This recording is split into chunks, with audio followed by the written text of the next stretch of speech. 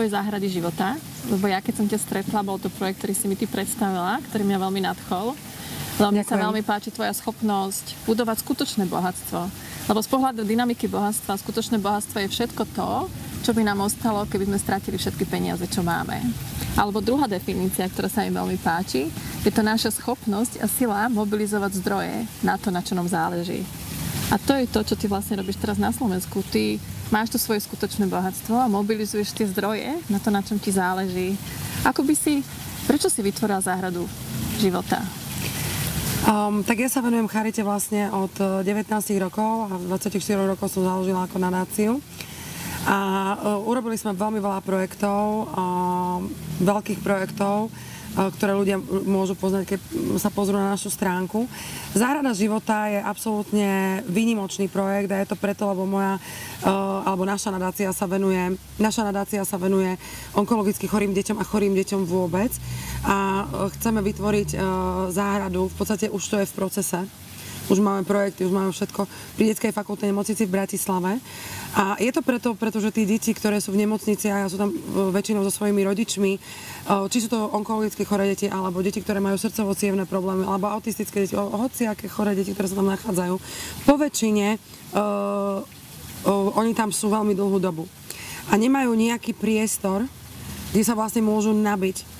V prírode, v altánku, kde si proste, kde budú relaxovať s mamkou, kresliť si, pozerať sa na pekný kvet, na pekný stromček, na na peknú fontánku. Jednoducho, ja si myslím, že cez prírodu môžeme vrátiť deťom chuť žiť. Pretože keď sme chorí a sme zavretí medzi 4 stenami v nemocnici alebo ležíme doma, tak už po týždni máme nechuť.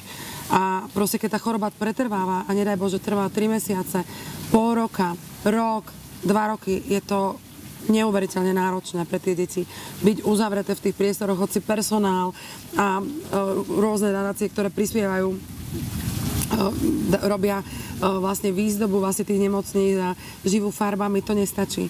A ja si myslím, že jedine, čo môže vrátiť ľuďom chuť žiť naplno, je príroda. Lebo z nej sme vyšli aj my.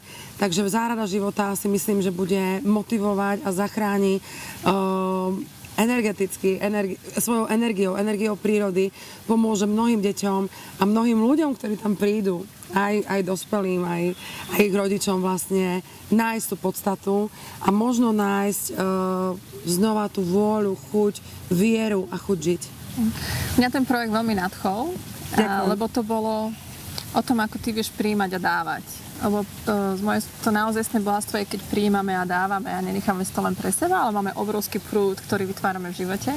A nás v GIFT to veľmi nadchlo, takže z každej Femina Fusion, každá žena, ktorá robí na Slovensku a v Čechách záväzok a vydá sa do toho procesu, robí ten program, prispieva na tvoju záhradu. To bol spôsob, akým ja môžem veľmi pekne vám ďakujem s tebou, ale aj mimo toho, čo môžu robiť ženy, alebo aj muži, alebo hoci kto pozerá toto video, keď ich to napríklad, ako môžu prispieť? V podstate všetko bude na mojej stránke, ako ten projekt vyzerá. A každý napríklad môže prispieť na nejaký strom, bude tam presne, alebo môže prispieť na to, aby mohlo proste jedno dieťa prežiť jeden deň v záhrade. A je úplne jedno, akou sumou. Pretože keď sa to bude kumulovať a čím viac nás bude, aj keď to budú úplne, poviem, malé peniaze, keď ich spojíme, tak to budú proste naozaj to, čo na tú záhradu vlastne budeme potrebovať. Takže naozaj aj 10 centov, alebo proste 1 euro, alebo 50 centov môže vytvoriť zázrak, keď sa spojíme všetci.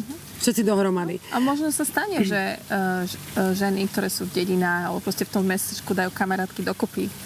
Ja verím, že to tak bude. Keď prejdú to fusion a vlastne môžu povedať, OK, tak my dokopy dávame jeden strom, alebo my kúpime altánok a niečo spolu prispejú.